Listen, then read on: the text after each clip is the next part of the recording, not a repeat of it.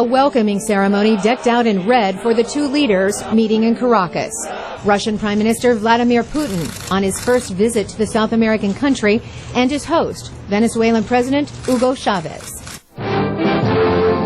They talked about cooperation on a satellite launch site to begin Venezuela's space program, a joint venture on oil exploration in eastern Venezuela, and a nuclear power plant. El tema de la energía nuclear. We have talked about nuclear energy, and we're ready to start drawing up the first plan of a nuclear power plant, obviously with peaceful aims. One questions why nuclear? Long-term investment, very expensive. Peter DeShazo questions the details. He's the director of the Americas program at the Center for Strategic and International Studies. There's not a whole lot of transparency in all of this, so it's pretty hard to determine really how much money is being spent, has been spent, is to be spent, what the details of all of these agreements really are. None of this is all that clear.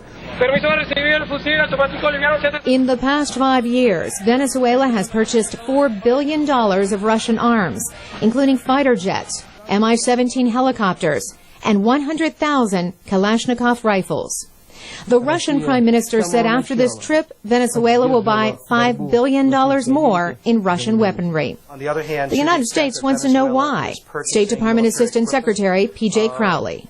We're hard-pressed to see what legitimate defense needs Venezuela has for this equipment. Michael Shifter is president of a Washington foreign policy group. He says the world should be concerned about Venezuelans' motives for all that firepower. It has sort of a belligerent quality to it, and that could lead to, I think, reckless conduct that could lead to some serious consequences. So it's something that I think is a problem. Mr. Chavez says the purchases are to counter U.S. influence in South America, specifically in Colombia. But the Russian motivation is a bit different. Experts, including Mr. Putin himself, say it's strictly a commercial venture, and Russia is filling a void.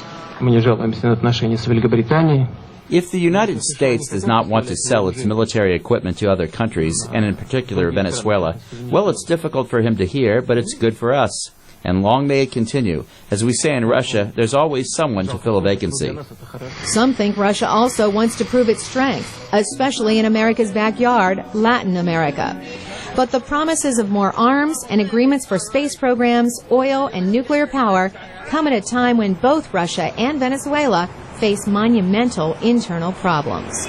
If there's no electricity and no water for the people that Chavez represents, the poorest people are suffering, I think it's very hard to take seriously that pledge that he's going to move in that direction. Meantime, the two men are seriously reinforcing their relationship. Mr. Chavez ended their Caracas meeting by giving Mr. Putin the Simon Bolivar sword, the symbol of Venezuela's independence.